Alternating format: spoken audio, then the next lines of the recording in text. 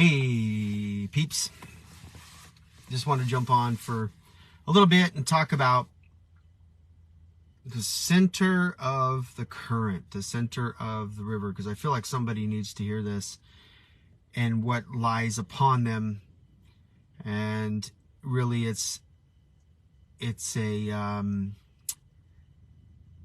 area that is happening to a lot of people in the way of direction.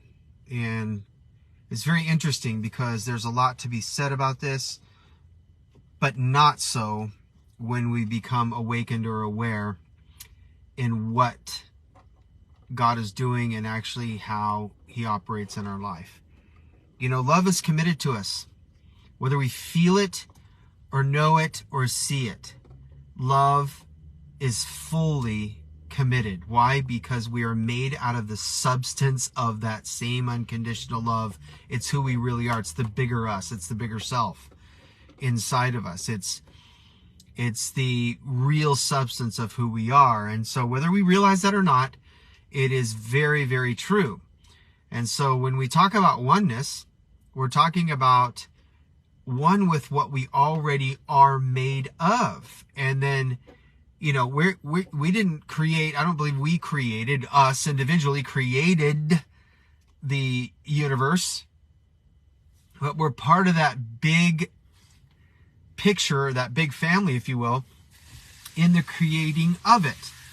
And we'll only really understand that when we cross the veil outside of this meat sack or this tuna can called a body. Then we'll begin to see the bigger us, bigger picture.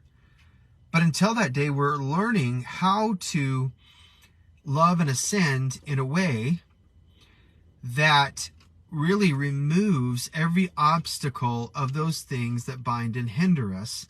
And we're not talking so much about those habits and those addictions and those kind of things, although they very much do hinder us in many ways.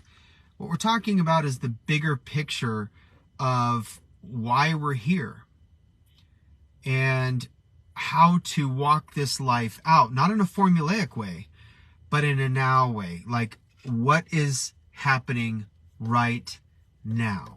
What is going on in the eternal now? And so if you take an assessment of your life and maybe you're facing a direction, maybe you're facing a situation where you just have to know that answer for direction, right? And you need to know it now. You want to know it right now. Well, I can tell you where that comes from because it's happened to me many, many times.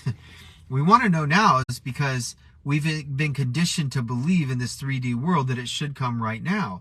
We're so used to things happening right now by going through a drive-through, through coffee windows, through food, fast food areas, if you go to that, or just standing at a grocery store, and then we get impatient because there's no cashiers there to take care of our business post-COVID situations, right? So we all sit there and complain, not all of us, but a lot of us sit there and complain as to why isn't the customer service the way it should be, or the way I see it should be, right? And so, very interesting when we look at it from the 3D stance of taste, touch, feel, sense, all of those things that we were made to do in this body, so that we can navigate around this planet fairly well, aside from all the conditioning that's happened throughout our lives.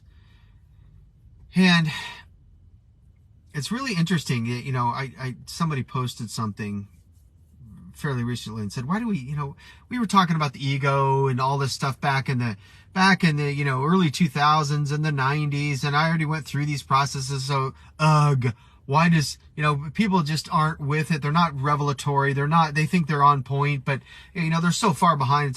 Listen, there is always someone that has a different level of understanding than you. And so rather than getting upset about it, thinking you know everything and that you've arrived in your own humanness, why not open yourself up to service and to unconditional love that you are, and say, okay, if I have a message from my own journey that's going to help somebody, why not just share it? And that's all that's happening here, is that if there's something that could be learned or seen through my life and Amy's life that can help somebody that may have a different level of understanding. It doesn't mean it's better. It just means that they're in a different state of being, or they're just not awakened in a certain area, or matured, or whatever you want to call it. Okay, let's not get tied up with semantics or words so much as the heart of the matter. If you can see something in someone else that you can be encouraged by, then why not? Why not? Right? So that's where I'm at. I'm not trying to put that on anybody else, but that's where I'm at. I'm just throwing the situation out there. So, talking about the river guide in the middle of that river. That's where I want to go for a minute. The river guide in the middle of the river.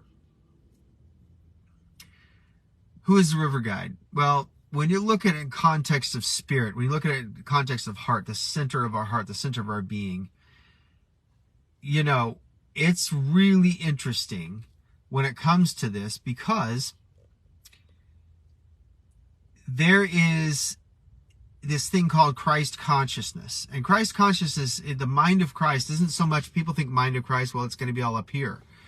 That's really not what's being said. The mind of the center of well-being and in heart-centeredness or spirit that we awaken to out of 3D realities, we begin to take on the realm that Christ lives in. It's a higher place called 4D or 5D, whatever you want to call it. That's just terminology. From 3D, it's a natural progression to say 4D, 5D. 4D meaning this area in between dropping 18 inches down. So this would be 3D in the thought processes of conditioning and the egoic. 4D is the hallway or the bridgeway, the gap in between dropping in to this vast unlimited space. And so when we're talking about being in the current or the river, hey Michelle, good to see you. When we're talking about being in the river or the flow or the current, what we mean by that is, you know, the rivers of living water are pouring through us whether we realize it or not, whether we have an understanding, whether we have an awakened moment to really see, okay, most of the time what we're thinking is, I'm not worthy because I have a separation mindset. And that's what ego does, is it causes us to live in a separation, illusionary mindset. It's an illusion, by the way, that we're separate. We are literally one with all that is. We're one with Christ. We are one with love. We are one with the eternal now, right now. Whether we believe it or not, we are. And so if that's truth and that's reality, which I believe it is, then our only job, if you will, is to jump in the middle of that current.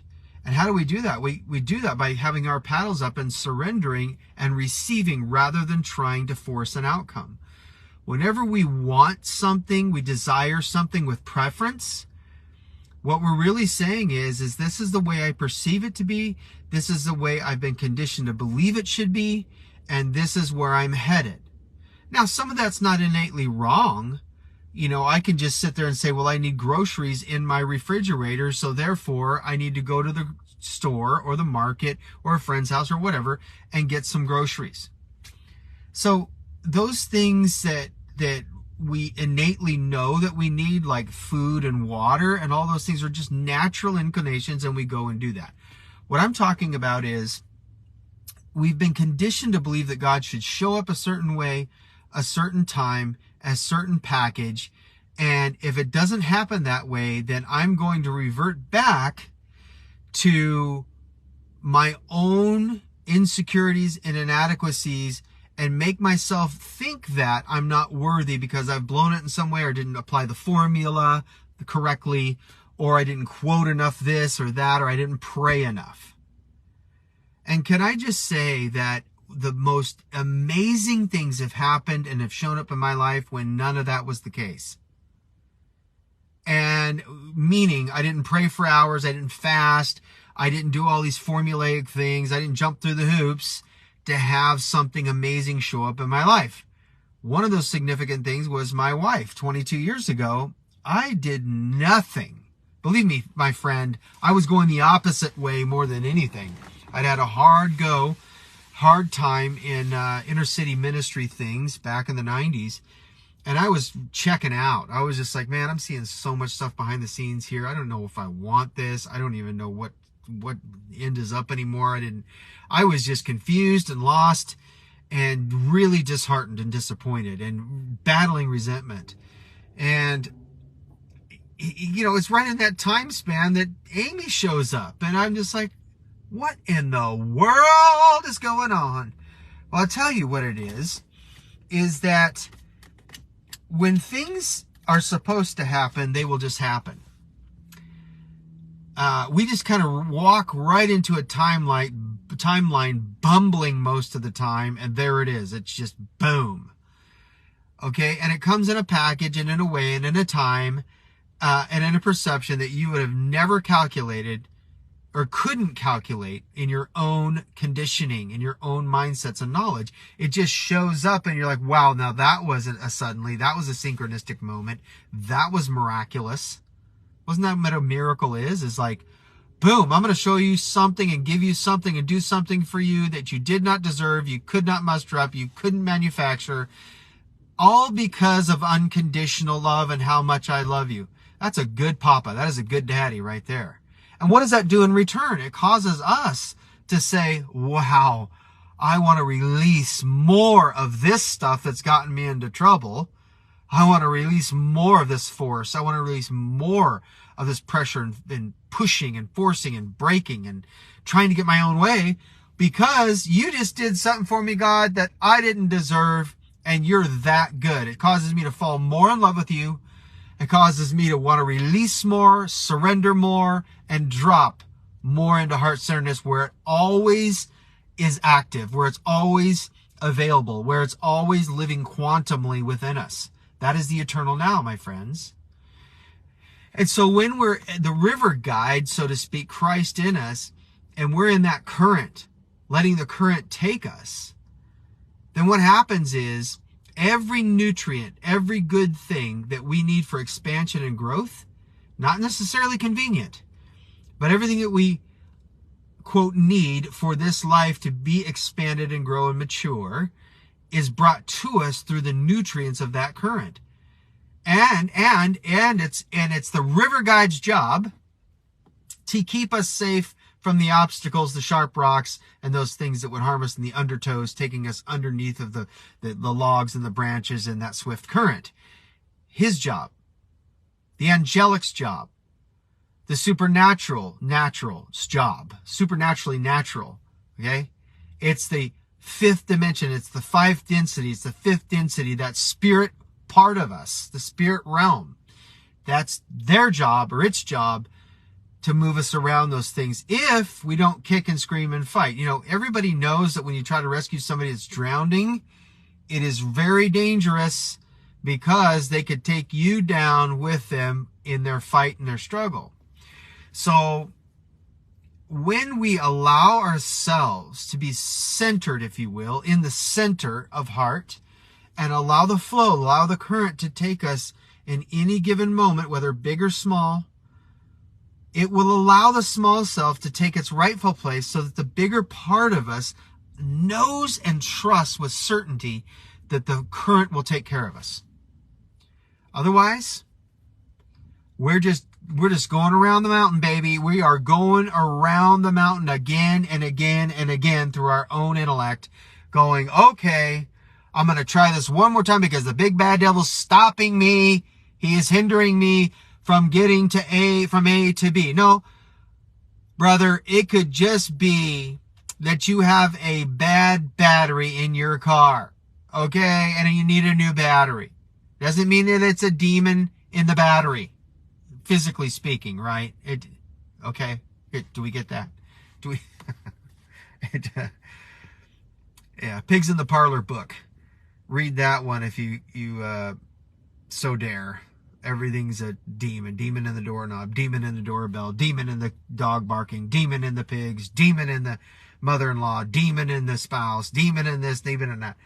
And it's like that's just it. The conditioning and the egoic will always find some scapegoat to want to blame because it doesn't want to own feeling what it is going through. So, in other words, the ego never wants to sit here and say, it's okay to feel that way. If you can honestly sit there in the mirror, look at yourself and say, it's okay to feel this way. It's perfectly okay to feel this way. What that does is it disempowers that egoic self that says it can't look weak in front of yourself or others. It disempowers it, and you're like in a state now where, okay, I've dropped into the river and now the guide has my head as I'm going down the river, and he's going like this, guiding it around danger and bringing the nutrients into, so to speak, the nutrients, the blessings, the things that we need right to us. And to others that are in their own formulaic stances and in their driven self, their intellectual side, their conditioning, to them it will look weak. They'll look at that and say, oh, look at him. Look at that poor soul just floating down the river. You know that something's going to happen to them. They're going to smash their head into a rock. They're going to wind up drowning. Oh, that poor soul. You know, they should get a high-tech jet boat, a river jet boat, and get in that thing and start grinding their way, powering their way upstream. Or power their way over to the shore. What's wrong with them? Look at them. They're weak. They're spilling their weaknesses out. They're vulnerable. They're exposed to the world floating down that river. What in the world is wrong? See the terminology? What is wrong with that individual? Right versus wrong dogmatism. Right versus wrong theology that Jesus never came to give us.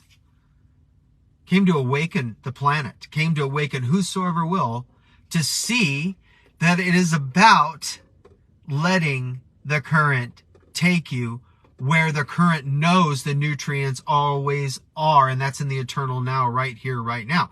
Oftentimes, we're looking for the big A to B move, whether it's a relationship, a geographical move, a business, or a ministry, or a calling, and we look at all these things, and we go, I got to get from A to B before I'm okay. See, when I get out of poverty, when I get out of debt, when I get out of this relationship, I'll be okay. And we miss the nuances in between. We miss the nutrients, if you will, the spiritual and the natural nutrients in between the big moves.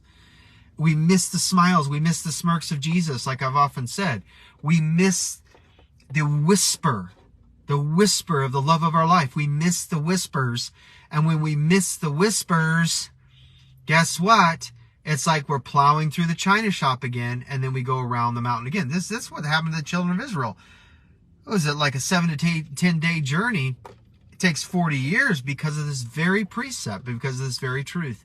It's like, okay, you can power your way and go around the mountain again. I'm patient, the Lord says. I am patient forever, eternally patient. Well, just when are you done wearing yourself out? By trying to fight against that current that's always flowing downhill in your life. So if your life is going downhill, that's a good thing.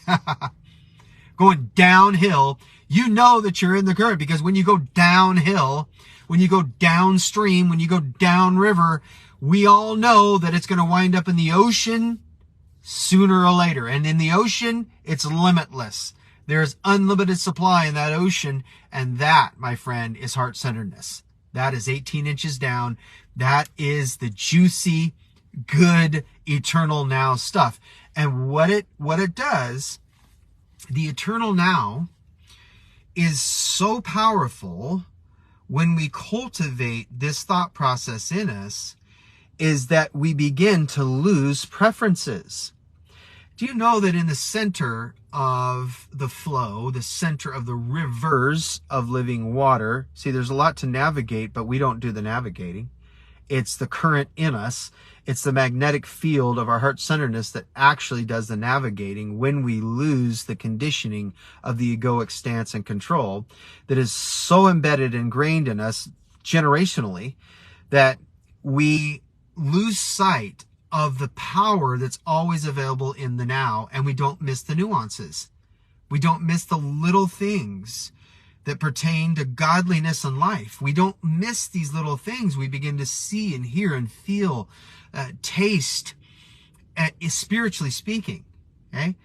things that we didn't know before because we're so conditioned in the 3D, the third density, to say, oh, it has to look this way, taste this way, smell this way, and come in the perceived way that I've been learned or conditioned to believe all my life, that it has to open up or be this way. Guys, in my own life,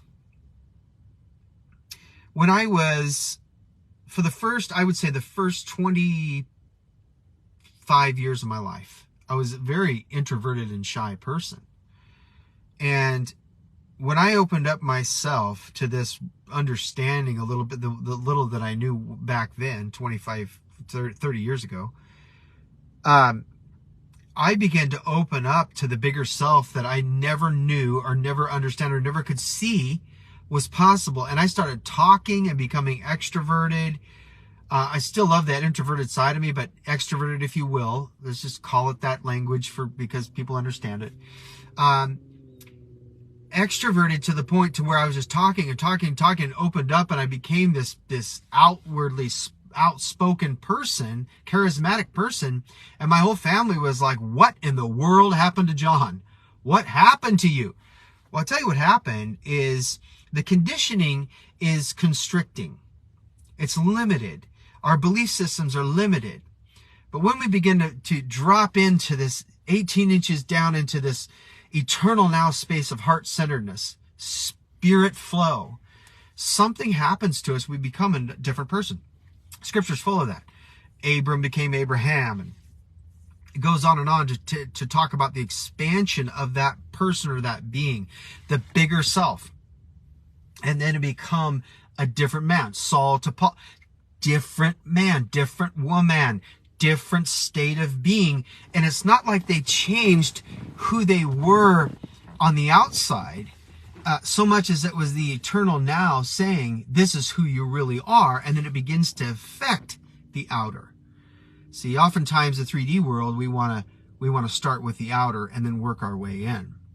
But if we want to be in the river, in the current of all currents, and allow things to come to us that are nutrient rich, the things that we know, our inner person, our inner man, the real, true, authentic self knows that's good for us, that knows that, okay, wait a minute, my awakened perception is now saying, oh, this is real truth and real reality.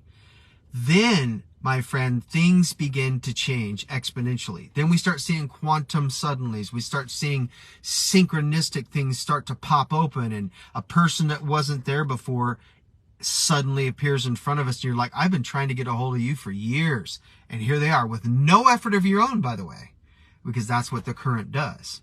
When we allow our bodies, if you will, to be placed in the hands of the heart-centeredness, and allow that navigation to go like this around the dangers, around the obstacles that we could not beforehand get around.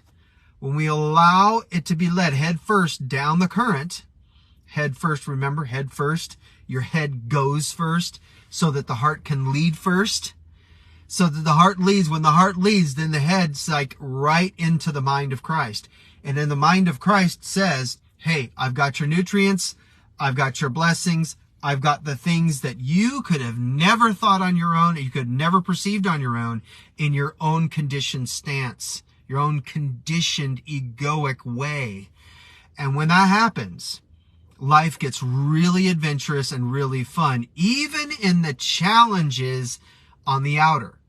See, the outward circumstances could be very trying and very difficult, but this is what allowed Stephen to look straight up into heaven and smile at the time of his stoning. This is what caused the disciples to laugh and to worship and to expand behind the jail cells in 3 to 4 feet of dung in the jail cell, writing letters. Why? Because they knew that if they didn't allow the dissolution, dissolving of the egoic, their learned conditioning through the law, if they didn't allow the penetration of that love that surpasses knowledge to become so real in the authentic self, then they would have a miserable time walking through life. But what they saw was a real life example in front of them. And when they watched and they learned, you could tell they struggled. That's why I love The Chosen so much. The Chosen series is because it shows the frailty of the disciple. It shows their own humanity. It shows their own egoic stances and their learning of the law. And they start arguing about law when love walks by, all dispensed from service. Just dispensing himself, dispensing, because that's what love does. It just dispenses what it has and what it is.